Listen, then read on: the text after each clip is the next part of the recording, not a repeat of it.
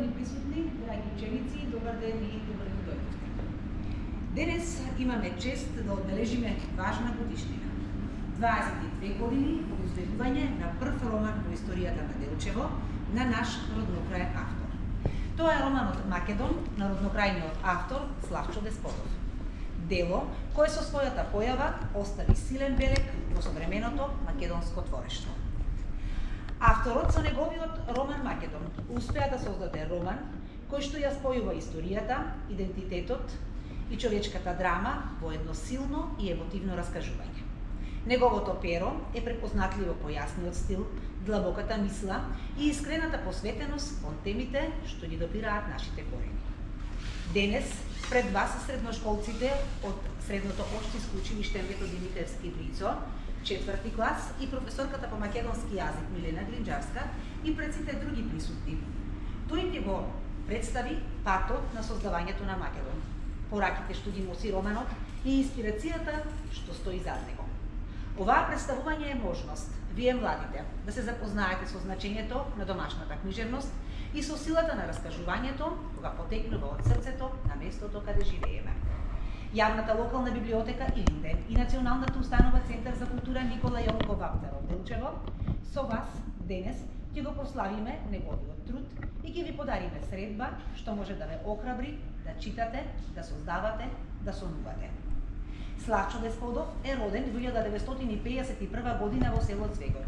Основно и средно образование завршува во родното Делчево, а филозофски факултет, група национална историја на Универзитетот Свети Кирил и Методи во Скопје.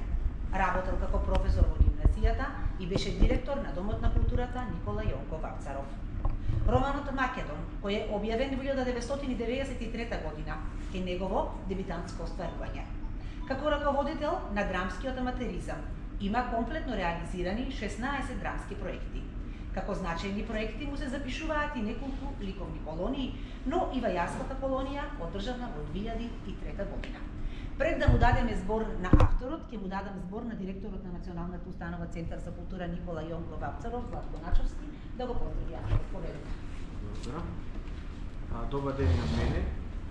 Како директор на Центарот за култура Никола Јонков Вапцаров од Делчево, сакам да кажам дека ми е особено драго што нашата установа заедно со јавната локална библиотека Илинден го одбележуваме ова настан 22 години од издавањето на првиот роман Македон во Делчево.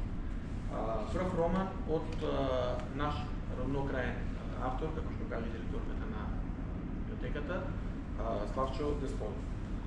Честитам на Славчо Десподов за овој негов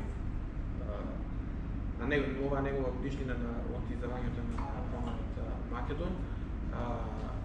Го поздравувам како човек кој што бил дел од нашата установа Центар за култура Никола Јонков Вапцаров од Делчево, кој што бил директор на установата и еве го посакувам и во иднина да не застанува тука и да не изненади уште со еден негов идол. И како што спомна директорот, честитки до авторот, посакувам да не го остава перото на страна и да создаде понатаму вакви убави дела како што е романот Македон. Сега ќе му дадеме збор на авторот, а потоа кога ќе завршиме ќе имате можност да поставите прашања поврзани со романот, слободно поставувајте на крајот од ова наше дружење. Повелете. Малце проблеми со грлото имам, се надевам дека ќе ме слушате. Пред се да ви се благодарам што сте присутни на овој настан, и на директор, ова е професорка и на учениците и на вработените во Националната универзитетска библиотека Делчево и на мојот пријател Александров. Чест ми е што еве ден да одбележиме еден дашен јубилеј, првиот роман напишан од роднокрајен автор во општина Делчево, во историјата на постојањето на Делчево. Секако тоа е големо постигнување не само за мене, него и за културата воопшто и за литературата на нашиот крај.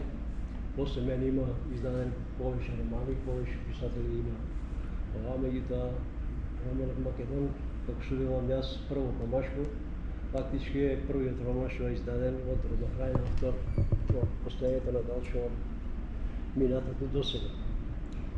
Поривот или идејата за овој роман беше случаен. Директор на Дом на култура читав многу книги, библиотеката беше во составот на Дом на културата, не беше посебна институција и следев вестници што доаѓаат постојано во библиотеката, најдов неколку таму интересни наслови, интересни текстови и ми дојде на идеја, викам, зошто тогаш беа интересни акционите филмови за Рамбо и викам, зошто американците да имаат национален јунак или акционер јунак, зошто ми македонци да немаме некој свој човек кој што ќе биде познат по светот, не само во Македонија. Тоа ми беше идејата, викам, ајде направам едно како синопсис или едно сценарио за акционен филм. Така и го работев романот.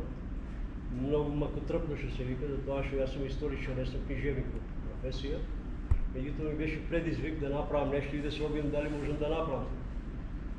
Едноставно ваков акционен роман кој што не верувам дека во Македонија го има во таква форма да се и тој жанр и со таква содржина. Макотрпно беше издавањето, бидејќи во тоа време немаше компјутери, па нешто ако сгрешиш упишувањето, делете па го избришеш, него беше на машина за куцање. Не знам ви дали знаете што е тоа машина за куцање, што секој збор, секоја мора на машина да се стави, па ако го погрешиш целиот лист, го фрлаш, па пак почнеш и ово наново, така да морав три пати да го преработувам целиот роман додека да дојде во финалната фаза. И негде почнав со него, идејата беше негде 88 година и негде го работев околу 4-5 години, трапно, затоа што со машина по еден лист на ден, идеја, точки, запирки, зборови, реченици, содржина и така натаму. Не е лесна работа, кој затоа и по цела Македонија има само 300 писатели и поети, нема повише. Така да таа работа не е едноставна за работа и роман да се напише е прилично сложен и прилично тешка работа. Кога го напишав романот, беше во завршната форма, како директор на културата се сеќаваме со колеги на другите библиотеки и директори на домови на култура на ниво на Македонија, а во тоа време беше директор на Националната и универзитетска библиотека во Скопје, матична библиотека за сите библиотеки во Македонија, докторот по книжевност Васе Манчев во Струмица, иначе писател на десетина театарски книги. И во еден неврзан разговор му кажа дека има напишен текст, вика, дај да го видам, баш ме интересира што е направено и какво е. И му го дадов текстот од куца на машина тогаш. И вика за 10-20 дена, вика ќе го прелистам и ќе ти кажам, вреди, не вреди и така натаму. И чекам еден месец, нема ништо, чекам 2 месеца, нема ништо, чекам 3 месеца, не се јавам. И му се јавам еден состанок беше там, вика дојди на состанокот ќе се види. Ода во Скопје, вика се уште не сум го вика прелистал, вика немах многу време и така натаму, изговор му беше тоа. Викам добро, завршите, јавете се да видим дали може да се направи, колку пари и така натаму. И лето беше еднаш, не се сеќавам, мисля дека беше 93-та или 92-та година, така нешто, мисля дека 93-та.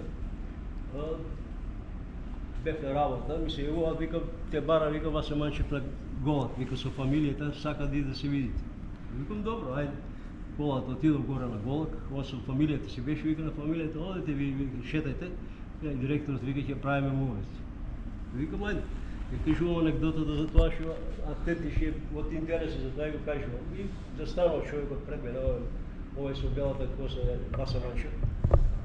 И висок, скоро 2 метра, 1 метар и жилет, ме гледа од висок, го вика, веруваш во Господ? Викам, и верувам и не верувам, јас сум историчар, викам, така да не сум многу побожен. Знаеш ли, вика, англиски? Викам, не знам. Француски? Викам, учил гимназија, ма не ме толку пред 15 години, 20, викам, се го заборавил тоа што сум учил. Германски нешто, странски јазик, викам српски, ако мисли дека е и бугарски странски, викам тоа, Вика, знаеш зашто те прашувам? Викам, нема појма. Вика, сакам да се заканиш. Ја го гледам, вика, што да се заканам, што е проблем сега?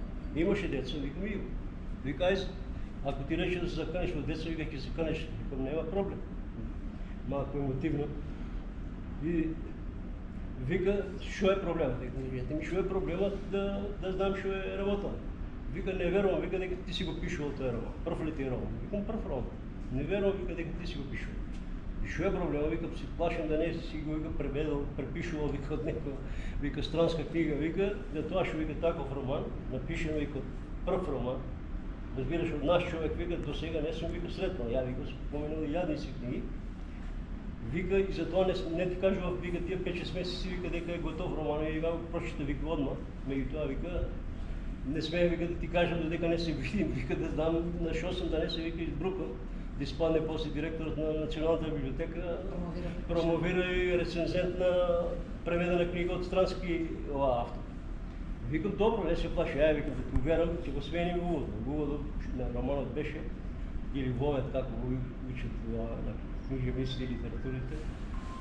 Уводот, викам, тогаш беше за бомбардирањето на Гадафи у Либија и американците ги бомбардираа Гадафи тогаш во Либија и уводот беше на романот тој настан. Викам, ајде ќе го преработим уводот, ќе ставам друг увод. Ајде, на некој му болесна, ајде, вика, баш да видим, значи, чисто да ми искушим. Викам, ајде за една недела, викам, ќе ти го донесам изменет уводот таму што е почетокот на романот. И за мене една недела, јас откуцав таму за Панама, за Нориега, таму еден генерал, кој што се разбрала со дрога, меѓутоа се замена со американците и овие специјални единици му отишле таму во Панама и го Асија, уводот е на романот таков. И му го носам таму, ако гледа, вика, не е можно за една недела да го направиш тоа. Не е ни за недела, за 3 дена го направи, вика, го отчукав на машина, вика, нема проблем, тогаш ќе го и даде. И викам друг рецензент, вика, не се секира, ќе најдеме. Другиот рецензент е тој што е човекот со мене, тука тоа е собственикот на Матица Македонска, еден од најреномираните куќи издавачки во Македонија и беше председател и на Сдруженијето на писатели на Македонија. Тој и овој Васа Манчук беа промотори на романот, издадење романот во 2000 примерок, што е фантастична бројка и за сега што објавуваат романи. Некои од тие врвните писатели со Македонија, како Венко Андоновски и некои други издаваат сега од 2000 примерока, тоа 93 година, 2000 примерока беше фантастична бројка. Меѓутоа не сум задоволен со изгледот на романот, затоа што овој што ликовниот уметник што го правил двете страни на романот, Нико Този, познат ликовен уметник во Македонија, беше тогаш пред човек во Министерството за култура. Он е авторот на овие насловните на задната страна на романот. Земал некој воин од тие светите војни што се на нека црква во Охрид и главата што е, и ако јас сакав да биде направена страната како Рамбо, да биде акциона сликата и така натаму, меѓутоа кога беше заврши, кога видов више немаше време да се поправа тоа и романот е многу лошо штампан. Некој печати се Гоце Делчев, тоа е 93 година кога се растураше Југославија, проблеми имаше тогаш, беа фирмите веќе и оваа печатница беше затварање и романот не е многу направен квалитетно. Има буквите курзивно што се многу ситни, што не е во ред, иначе треба да биде со дупло дебелиното што е сега кој е нормален курзив. Меѓутоа така испадна и така е сега. Квалитетот не сум задоволен сега, меѓутоа направено е и тоа е тоа. После ова издавањето на објавувањето на романот направиле промоција во Делчево. Тогаш не беше домот сломен домот асно за завршен, немаше просторија, поправивме во салата на судот. Тогаш таму беше оваа сала пригодна за да се правимаше преку 100 неколку луѓе, тогаш како прв роман и така натаму Делчево. И имаше голем одзив и од политичкиот прв од Делчево и од фирмите, односно од граѓаните на општина Делчево. Тоа е начинот на кој и поривот Зошо направи и така натаму. Сега содржински не би сакал многу да се задржувам, бидејќи романот го имате и во библиотеката во Делчево, имате го и во библиотеката во гимназијата, кој е заинтересиран може да го прочита. Го правев чисто за таква синопсис или тоа се вика сценарио за акционен филм. Случајно во 94-5 година во Делчево доаѓаше екипа од како да кажам, од македонец кој што во Холивуд работел, односно снимал акциони филмови. Имаше 3 филма снимани акциони, а по потекло од Битола, кој што во Холивуд беше продуцент и главен глумец на главен актер на тие 3 филма акциони. Ги дававме во киносалата во Делчево, ги презентиравме. Доаѓаше жена му за контрола на билети на проекциите и го види канцеларијата кај мене романот стоеше таму на витрина. Вика, ваш роман, вика мој. Ај, вика да го земам да го прочитам, го прочитала и вика интересен, вика ќе го дам на мажот. А мажот е фактички тој глумец што е актерот од Битола, кој што тие филмови неговите трите ги вртеше по Македонија по кино сали. И некде 98 година го има и договор тука, ми се јавува по телефон некој. Гледам бројки на телефонот што е фиксен, големи бројки, викам кој странство се јавува некој, јас сум тој и тој, ти си тој и тој, да. Вика го прочитав романот, фантастичен, сакам да снимам филм по некој, нема проблем. Вика ќе ти испратам договор да го потпишеш и да го вратиш за да снимам филм по него. Вика, али мора да има согласност твоја. И го договор тука не што го има веќе, а го има на англиски јазик, за среќа го чува и ми го прати договорот, го потпишев и му вратив еден примерок. Меѓутоа до сега нема никаков резултат. Дали снимал филм, што направил, може да го сменил насловот, може да сменил малку содржина, да го издал под друго име, да го снимал, да продал на друга некоја ова филмска куќа, појма немам, апсолутно не сме се слушали да видам што е, како и до кај се да работа. Така да тоа малку ме разочара, иако имам уште 2 продолженија фактички во ракопис, продолжение на овој на главниот јунак од други действија, акциони, меѓутоа више изгубив мотивација. Викам, на сила убавина не бива, тоа што не е само битно да го напишеш романот, битно е да го презентираш и од него да има фајда. И ми седат тие 2 романи се уште не завршени, па се префрлих после на монографијата на Делчево, на мојата монографија за издавање, некои капитални дела и така натаму, така да се уште не сум стигал да седнам да ги дообработам овие 2 романа што се напишени во синопсиси, да ги доработам.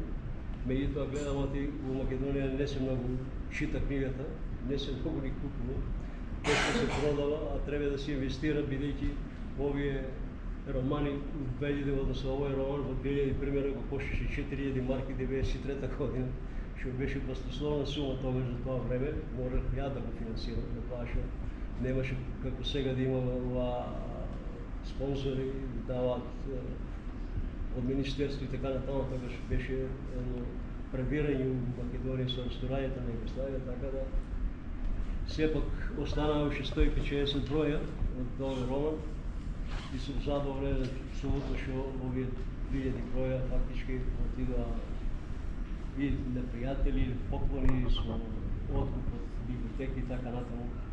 Тоа е абсолютно на кратки црти сиже во врска со целиот роман, за да не ме задржуваме, че действието се одвива во Америка, цело време се работи за македонец кој што е во специјалните единици во Америка, кој што се разброја таму со некоја секта од Хаити.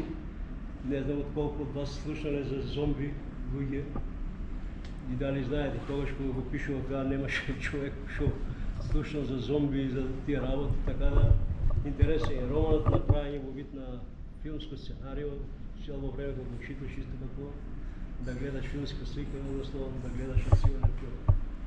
Тоа действие се одвива таму во Нью Орлеанс и си имаш проблеми, највеќе се смее после со Васе Манчев, викам, каде, викам, си бил во Америка, викам, никој пат А вика, како пишува за Америка? Вика, многу лесно, беше в Скопје, Амерички културен центар, отидов таму, земав од Нью Орлеанс, како интересен стар град таму во Америка, земав туристичка карта и по неа улици, паркови, згради, ова, друго, трето, за да не испадне секоја роман е фикција или лага, ама лага да мора да биде вистината. Така да кога се работи тоа треба да види кој ќе го чита роман да не испадне веќе ефтен глупости, ефтен фантазија и така натаму, иако има секакви романи.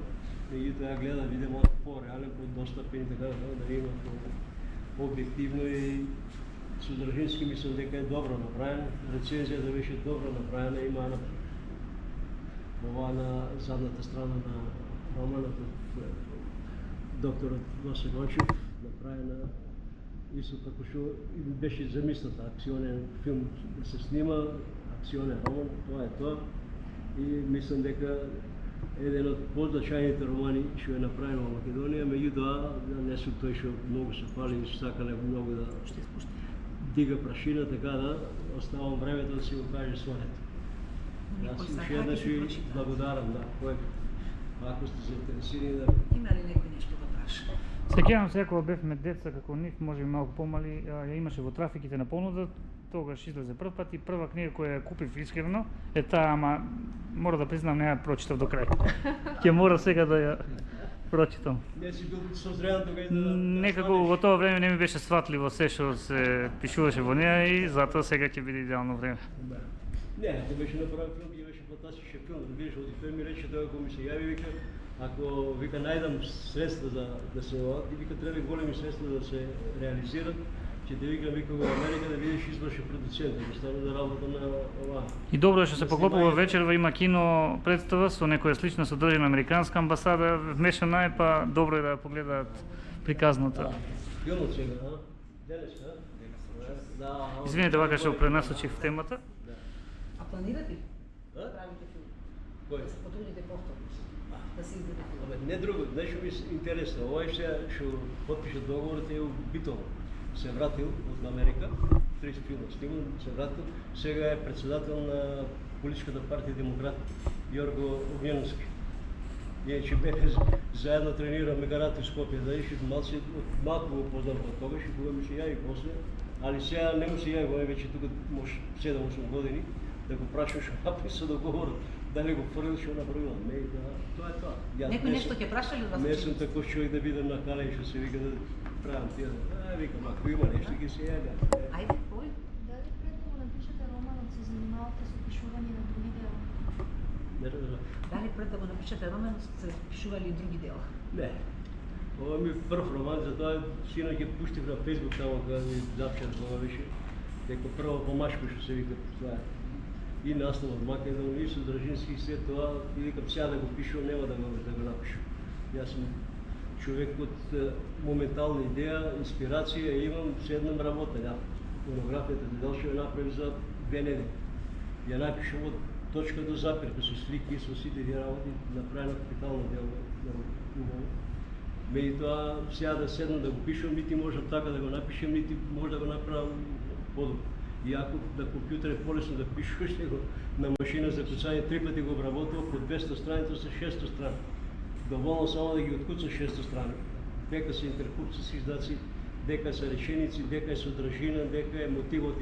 Мора секој роман да има 3 работи. Мора да има вовет или увод, мора да има содржина и мора да има епилог или крај. И сега зависи, мојот роман нема крај, затоа што тој што е главниот герој, него убив, него го стави за следните А дали планирате да ги довршите? Многу тешко. Затоа што не би седнал сега да работам 1 година или 2 години еден роман, кој што после само ќе седи во библиотеката, нема кој да го чити, да има незаинтересирани фактички. Може би ќе има заинтересирани. Може би ќе има. Абе, би требало и може да не. Да губам толку време од животот, уште 2-3 години да посветам. Ќе видам, али ако ми дојде некоја инспирација, па ако немам инспирација сега на стари години, више пензионерски, но кадале ше некој ден живот што го има да го искористиме, него да седиме на компјутерот таму и да јапаме во него, да мислиме. Роман не се пишува, поезија е друго. Ќе седнеш на тераса со кафе, 10 реченици ќе ги напишеш, песната е готова. Меѓутоа роман да седнеш да го работиш е веќе специфична работа, ти мора да има инспирација. Да, инспирација, мора да имаш израз, мора да имаш ова мисла, идеја, шо, како, каде, и пак лагата мора да биде направена да биде истина и да биде малку што на Валери не му се допаднало тоа што до времето кога било тогаш. Тогаш сум бил дете, не разбираш искрено. Ова друго, трето, сум било странска работа, разбираш. Некој друг да праша? Што најмногу ви инспирираше да го напишете романот Македон? Па тоа што го реков, да најдов во вестник овие текстови, и тоа ми инспирираше и овие акционите филмови, не знам дали ги гледате, нема од вас кој не гледа Рамбо и тие акциони филмови, и тоа ми беше инспирација да видам зашто да не направиме нешто македонски јунак да биде, и сега овој што е главниот јунак во романот Македон, потекло македонец, и действието се одвива после Америка, таму со ќерка му, односно со сестра му, со сите там перипетии, со 200 страни да направиш приказка. Не е лесно со сите работи, затоа што ипак треба Нью Орлеанс, таму во Америка, да ипак треба да познаваш многу работи, и специјални служби, и овие настани, прилично сложена работа. Друго е роман што пишувале за времена после ослободувањето за партизаните Горова, таму онам пукаат германци, пукаат партизани, нема проблем, разбираш, ова е веќе малку по-специфична работа и сакаш да го пласираш во Америка. Во Америка не можеш да правиш будали, таму па има илјадници романи што се издаваат секоја недела, така да не можеш там да им продаваш пуфки, да видиш од Балканот некој селјак таму под Звегор седнал и пишува за амерички работи, а пишува глупости, таму што нема врска ни со текст, ни со содржина, ни со настани, ни со тие работи. Сепак би требало што се вика да биде нешто, што викам ја фикцијата или идејата, што ти е да содржински да обликуваш, да прилагодиш и така натаму на идејата што ти е во роман. Тоа беше мотивацијата, едноставно предизвик едно селјаче од Звегор, на кој начин може да остави траги позади мене. Тоа што мани што имам 2 деца, магистри, најмалку битно, ова се овие документи, фактички и романот и монографијата и така натаму се споменици што останаа за веки векове, тоа што остануваат и во Народната библиотека во депозитот таму, и во библиотеки имаше туку порано од како да го бев директор, гостуваше овие фолклорни ансамбли од Австралија, од Канада, од Америка, и дојдеше тогаш на сите што доаѓаше таму, и им дадов по еден роман, вака без пари што се вика, сигурно ги има и по Америка, сигурно ги има и по Канада негде, може да некој ги фрли или повеќе да ги фрли, ама некој може да го однел дома. И најинтересно ми беше ми се овој еден пријател директор на Дома на култура Пробиште на Актер, и ме псуе по телефон, викам, што е работа? Ме вика, дај, што ми се случи, вика, одиме со некоја театарска представа у Пустец у Албанија. И вика, школата таму, у Пустец, вика, у Осмолетка една, вика, даваме представа таму, тоа е некој патувачки театар, што мало некој е, па тројца луѓе. И вика, гледам, вика, има у салата, вика, у библиотеката книги. Гледам, вика, твој роман, вика, како, у Пустец, викам, браво, да видиш. Така да го има навсегде. И тоа е една голема сатисфакција за секој и за целиот труд што сум вложил, да сите пари што се дадени за нешто да оставиш трага по тебе. Мујци, парабојци, луѓе и така да што да познават, не да познават, тоа беше обележие, едноставно си оставил трага во животот. Другото е куќи, станови, коли, други работи, титули и така натаму, тоа се брише, се губи, а ова останува трајен спомен. Едноставно трага од секој човек.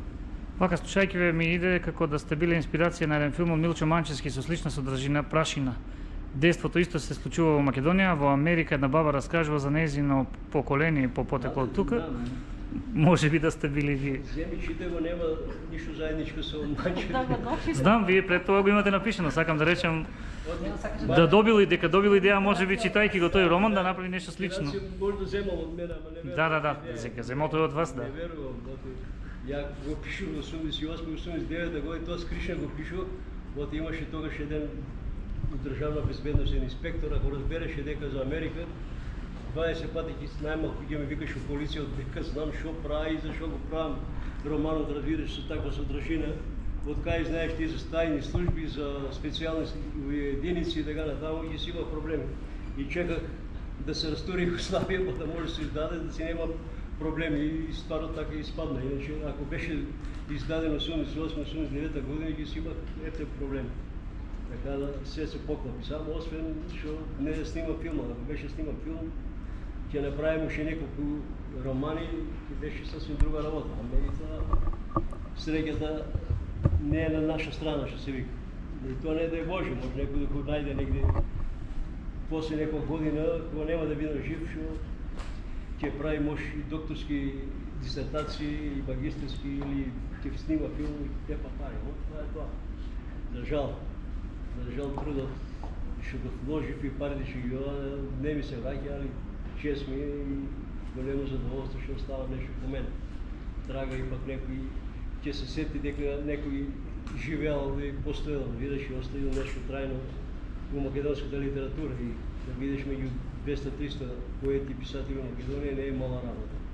Затоа што на 2 милиона луѓе, 300 луѓе што пишуваат поезија и писатели си помалку од 100, сепак е една голема чест и големо задоволство. Да завршиме така. Може да имате што да кажете? Мисля така тоа се одговори. Има некои романче сам донал тука кој сака да чита. Има 8 романи донесени, вие сте 11. Како сега да ги поделиме кој сакате пови?